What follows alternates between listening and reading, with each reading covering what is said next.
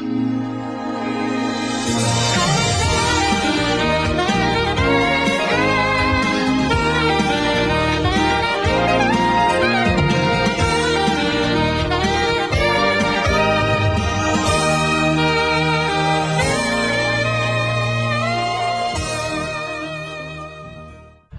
friends, and welcome to One Saturday Morning. I'm Darrell Dukes. Kicking off one Saturday morning this week is the race for 270, the New York results.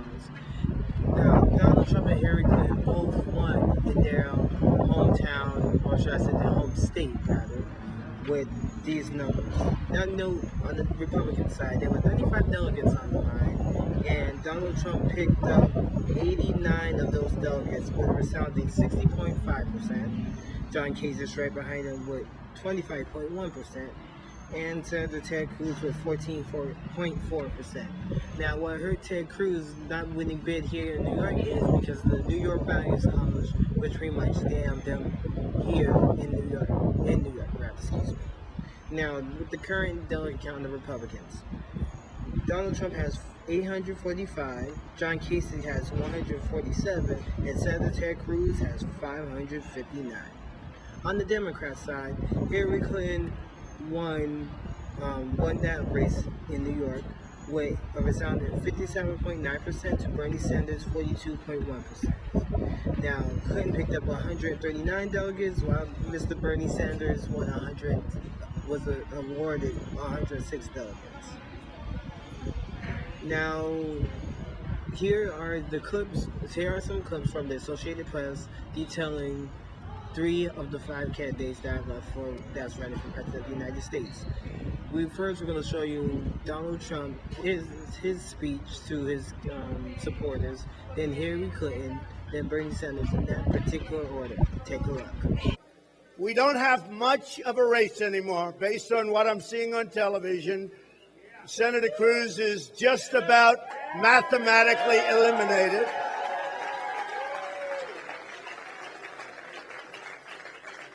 And we've won another state. As you know, we have won millions of more votes than Senator Cruz, millions and millions of more votes than Governor Kasich. We've won, and now, especially after tonight, close to 300 delegates more than Senator Cruz. We're really, really rocking. We expect we're going to have an amazing number of weeks because these are places and they're in trouble. They're in big trouble. When you look at Pennsylvania, when you look at Indiana, when you look at Maryland and Rhode Island and so many places, we have problems everywhere you look. We are going to solve those problems. I want to just thank everybody. I have great admiration and praise for the city of New York and the state of New York. I can think of nowhere that I would rather have this victory. So we love you all. Have a great evening. We celebrate. And tomorrow morning, we go back to work. I'm flying tomorrow morning to Indiana. I'm going to Pennsylvania. I will be all over. So we're going to celebrate for about 2 hours. Then early in the morning, I get up and we begin working again. Thank you, everybody. And thank you, New York. We love New York. We love New York. Thank you very much, everybody. Thank you.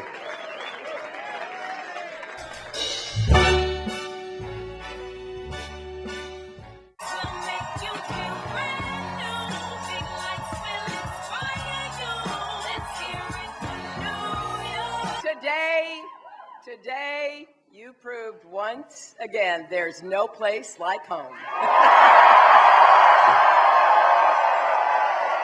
The race for the Democratic nomination is in the home stretch and victory is in sight. Because of you, this campaign is the only one, Democrat or Republican, to win more than 10 million votes. I'm going forward because more voices remain to be heard, and tomorrow it's on to Connecticut, Delaware, Maryland, Pennsylvania, Rhode Island, and beyond. There is a remarkable young woman here tonight Her name is Erica. Erica Smigelski. She lives the truth of what I've been saying every day. Erica's mother, Dawn, was the principal of Sandy Hook Elementary School. And she died trying to protect her children, her students. Erica was devastated, as any family member is. And she couldn't imagine life without her mom.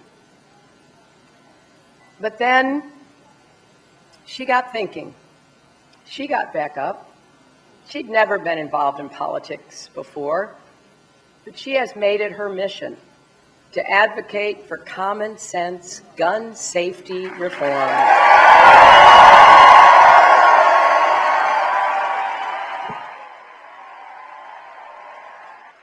The motto of this state is Excelsior, ever upward. So let's go out and win this election and all rise together. Thank you so much. When we began this campaign 11 and a half months ago, we were 3% in the polls, 60 points or more behind Secretary Clinton. Last week or two, there have been a couple of polls which actually had us leading Secretary Clinton. In almost all of the national matchup polls between Bernie Sanders and Donald Trump, I beat Trump by in some cases, significantly greater margin than does Secretary Clinton. Clearly, we have the momentum, and clearly that's what people who are getting nervous will say. But I'm proud of the campaign that we've run. We got a shot to victory. We have come a very long way in the last 11 months, and we're going to fight this out to the end of the process. We think our strategy is pretty good. Remember, when we began this campaign, we were considered to be a fringe candidacy. Nobody gave us a shot to go this far. And yet, because of the issues that we are raising, and that is a rigged economy, the fact that almost all new income and wealth is going to the top 1%, the fact that we need an economy that works for all of us, not just the people on top, the fact that we have a corrupt campaign finance system which allows billionaires to buy elections, the fact that we have a broken criminal justice system, those are issues that are resonating all over this country. So again, we started 60, 65 points behind Secretary Clinton. Now in some national polls, we're actually winning. We have the message, I think, that is resonating with the American people, and we're going to continue raising those issues. There are other very important states coming, including Pennsylvania, where we think we have an excellent chance to win. We're heading out west, where we're quite strong, in California, and in Oregon, where I think we can pick up a whole lot of delegates. So I think we do have a path toward victory. This week, in the world of celebrity deaths, we had Doris Roberts. Now, I know Doris Roberts rose to fame during the sitcom Everybody Loves Raymond, starring Ray Romano, who was the executive producer of that wonderful program, and it ran for nearly 10 years on the CBS Broadcasting Network. Here's the full report from Entertainment Tonight. Take a look. Doris Roberts dead at 90. Raymond, give me those pants. I'll wash them. Well, that's okay, Mom. No, I'm washing those pants for you, damn it. Mom! Take off your pants! E.T. can confirm the Everybody Loves Raymond star died on Sunday. She was 90 years old. TMZ first broke the news, reporting that the 5-time Emmy winner died in Los Angeles. Roberts is survived by her son, Michael Cannata Jr., and 3 grandchildren. Ray Romano reflected on his TV mom's life, telling E.T., quote, "Doris Roberts had an energy and a spirit that amazed me. She never stopped, whether working professionally or with her many charities, or just nurturing and mentoring a green young comet trying to make it as an actor. She did everything with such a grand love for life and people, and I will miss her dearly." Patricia Heaton took to Twitter to share this touching message. "Truly the end of an era. My wonderful TV mother-in-law and Everybody Loves Raymond nemesis Doris Roberts was a consummate professional from whom I learned so much. She was funny and tough and loved life, living it to the fullest. It was truly a privilege, Doris. I love you and miss you." Brad Garrett told E.T., quote, "I am deeply saddened by the passing of Doris Roberts, an amazing lady and brilliant actor. Doris was vibrant and full of life both on and off the stage, and I am so grateful we shared so many wonderful memories. I will miss her greatly and will always remember her incredible kindness, humor, talent, and heart. Now known Miss Ramos passed away peacefully in her sleep. May she rest in peace. Now, another story that we first broke to you here on the News Now Nation was the unexpected death of former WWF superstar China. Now, the reason why I've been using WWF because that's where, if you don't know, before the lawsuit by the World Wildlife Federation back in 2000, WWE was known as WWF, the World Wrestling Federation. So if I could so happen to confuse any of our younger viewers, I'm going to say pretty much born after maybe 2001, 2002, is my apologies. But that was the WWE before it got sued and name change and stuff. But going back to China for a second. Now China, she was, like I said, was a professional wrestler, and she had been dubbed the 9th wonder in the world since Andre the Giant took the 8th wonder in the world. And according to officials, there was no sign of foul play, and she was there for at least a day or so. So they are opening up an investigation to see what truly happened to her. Now, I know she premiered back in WWE back in 1997. So here's a clip, courtesy of WWE, of China's first debut in the World Wrestling Federation. Take a look. Goldust and Marlena, our version, I guess, of Amy Grant, Gary Chapman. That really looks like Amy Grant. Gary's a great guy, the host of Primetime Country on TNN, the Nashville Network. That's why, what a beautiful singing voice she has. I don't know if Marlena can sing or not, but I don't know who's luckier, Rocky Maivia or Gary Chapman. How did he get on TV? talent. Goldust, Marlena, thank you for joining us. I wanted to ask you, Goldust in particular, situation with Hunter Hearst Helmsley and Marlena, and it seems like Hunter has some kind of obsession of... Everyone knows that I am from the hills of Hollywood. But this is not the hills of Hollywood, is it? This is reality. And Hunter Hearst Helmsley, now this is personal. Because of the indecent proposal that you've made towards my Marlena is uncalled for. You have crossed the line. All the money in the world could not buy Marlena. The only way that you could even get close to her at all is over my dead body. Marlena, we have yet to hear from you about your feelings regarding Hunter and what he's done towards you. Well, Kevin, I think there's a lot I need to clear up tonight. From the beginning, from the very first premiere of Goldust and Marlena, there's been speculation and a whole lot of question about Goldust's masculinity and about his manhood. Or lack of. Granted, we play a lot of games, but let me go on record right now and say that from his precious golden head to his golden feet, he is all man. She sounds like she knows from experience. And Hunter Hearst Helmsley, he is more of a man than you will ever be.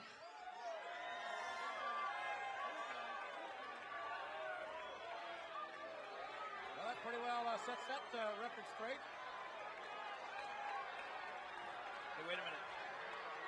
Look at this! Uh-oh! Yeah, we're going to really set the record straight now. Here comes Helmsley. Here comes a man. They're going to...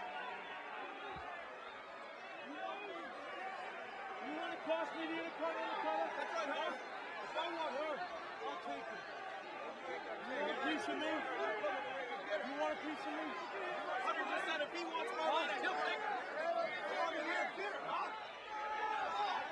Come on, come on. Come on. Wait, no, it's going to break almost feel it. Helmsley now just pummeling Goldust. Marlena better move out of harm's way. Helmsley, vicious right hand. Put it to him. Put it to him. Right in Goldust's face. Look at this, Marlena. The man for you right there. Oh, yeah. Pedigree. Come on.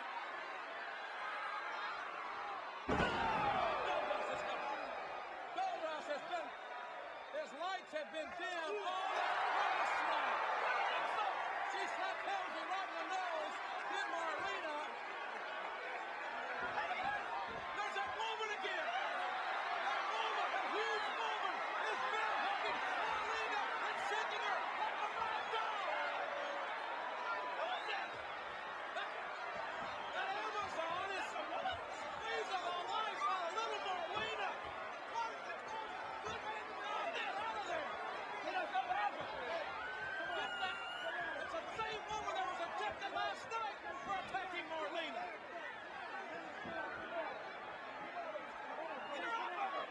She may have just busted up Marlena's ribs, just squeezing the life. That is a huge woman, an Amazon-like woman attacking Marlena for the second time in 24 hours. Who is this? Who is this person? Put her in jail.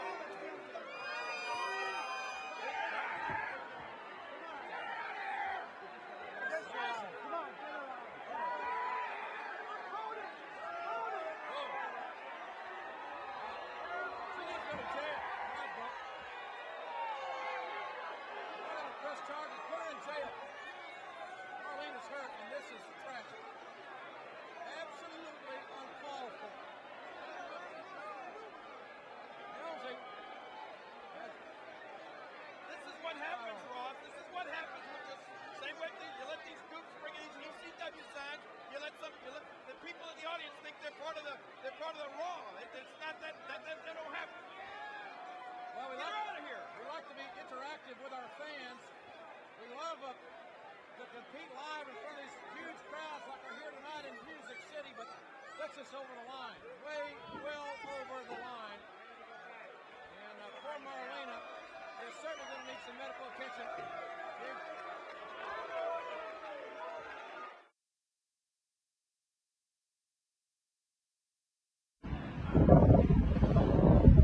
Also, another celebrity death this week. The artist formerly known as Prince passed away suddenly in his home in Minneapolis. What some say might be a result of a flu. Now, I know the Purple Rain artist wrote many songs that the still lines that came to my mind are Purple Rain, I Will Die For You, Kiss, and many others. So, when word got of his unfortunate passing, it sent shockwaves throughout the musical world. And according to the officials, that they found the Kiss singer in an elevator. Now, note that also in this one opened up a criminal investigation showing what indeed had happened to the late singer. Now, here's a clip from the National Football League explaining Prince's performance during the Super Bowl when he was here in Miami. And it involved lots and lots of rain, and you will get an unexpected answer from the artist formerly known as Prince. Take a look. The morning of the game, I opened the curtains in my hotel room and I was like, oh my God, it was like a scene from Moby Dick. It was like the winds were blowing the palm trees and the rain was one of those Miami rainstorms that just would not relent. We're in this truck sitting behind Don Misher. And I remember Don said, put me on the phone with Prince. Don says, now I want you to know it's raining. And Prince is like, yes, it's raining. And are you okay? And Prince is like, can you make it rain harder? And I was like, right on.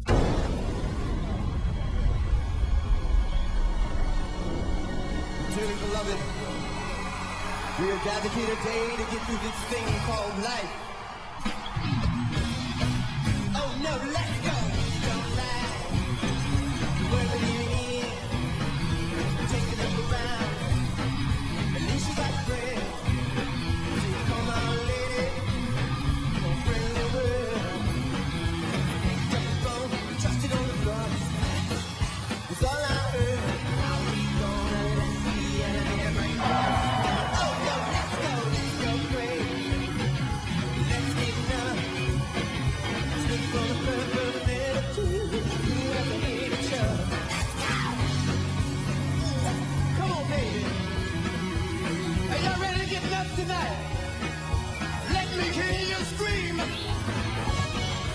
We were told in 40 years it's never rained at a Super Bowl, don't worry about it. So that went well. We were up in a booth at the top of the stadium, and the rain is pouring into the booth. It was so windy and rainy we couldn't even see.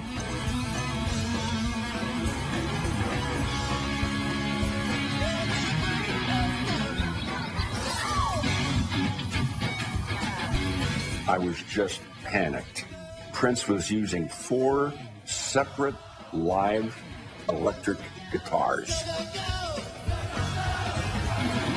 The stage was made out of a very slick tile, which when it got wet was even more slippery. He had 2 beautiful dancers with him, the twins, okay? They were wearing, I think, 8-inch heels. And I was just saying, oh my God, what's going to happen now?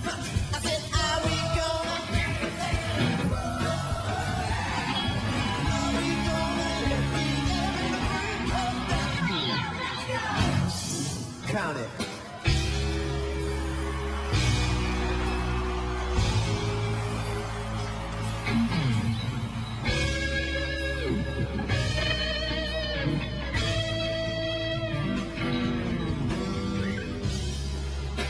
All along the watchtower, Prince was kept to view, while the women came and wept, barefoot seconds too. That Prince set is so wild. He does other people's songs. He's not promoting himself. He's just making music. It's profound, and it's loud, and it's funky, and it's just one performer shaking the entire world.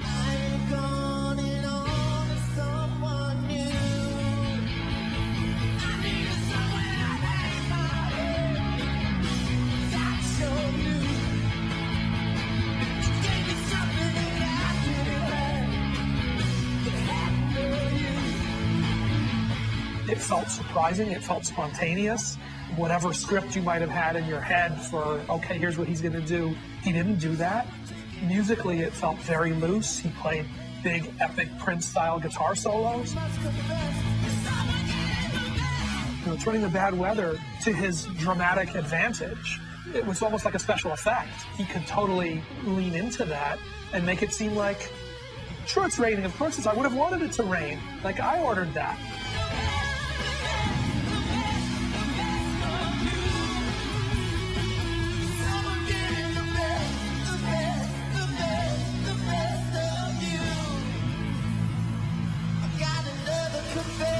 My friend, I ain't no fool.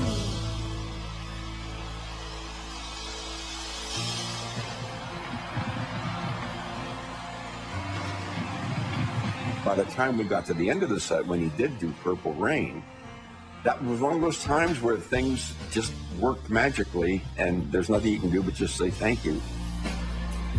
I never meant to cause you any sorrow.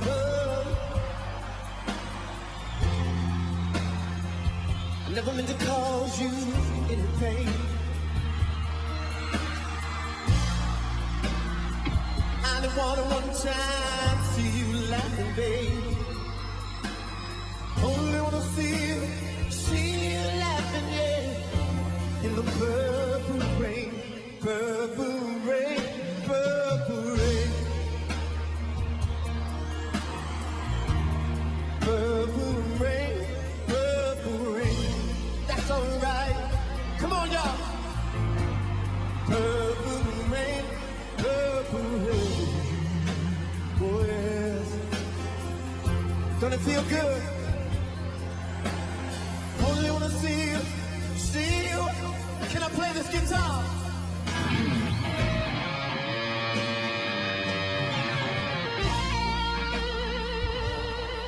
To me, it's about one guy in the middle of 100,000 people and 100 million people on television.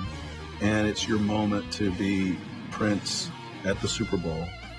And Mother Nature is dropping thousands and thousands of gallons of rain.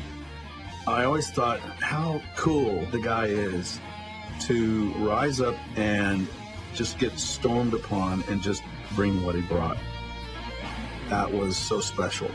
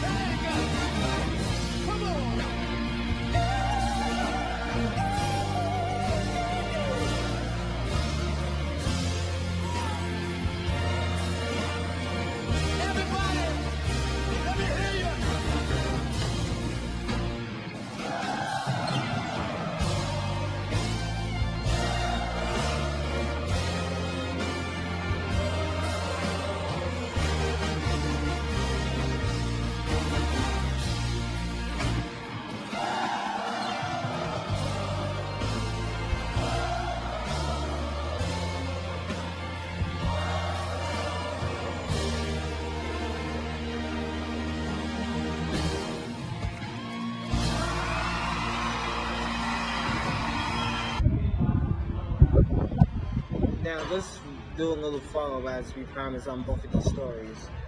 Now, no, let's go back to what we reported originally back on Thursday with that's making up the wrestler superstar China. Now, no, like I said, she started her career back in February of 1997, which you seen how she debuted in the World Wrestling Federation clip earlier.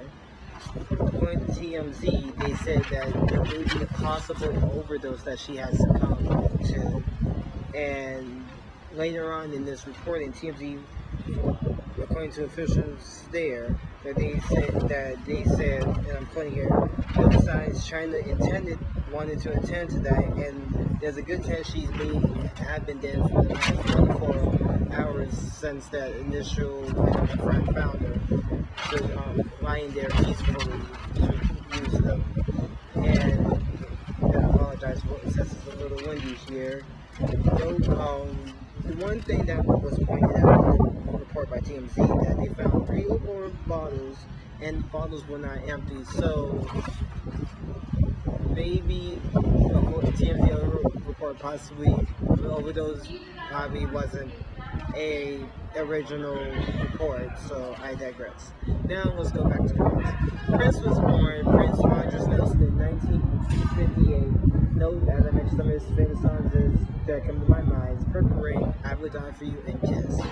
Now, on April 15, Prince had a medical emergency where he had the forces landing in Indianapolis, but performing the next night, assuring his fans that he's okay, there's nothing to worry about. And he told the crowd on the 16th, again, that day after way before, and I'm quoting here, wait a few days before you waste your tears. And he was unfortunately right. Prince died this past Thursday, and again, we don't know the cause of death for Prince as well as the cause of death for China, even though that TMZ is speculated for the 9th wonder of the world, she may have died due to a possible overdose.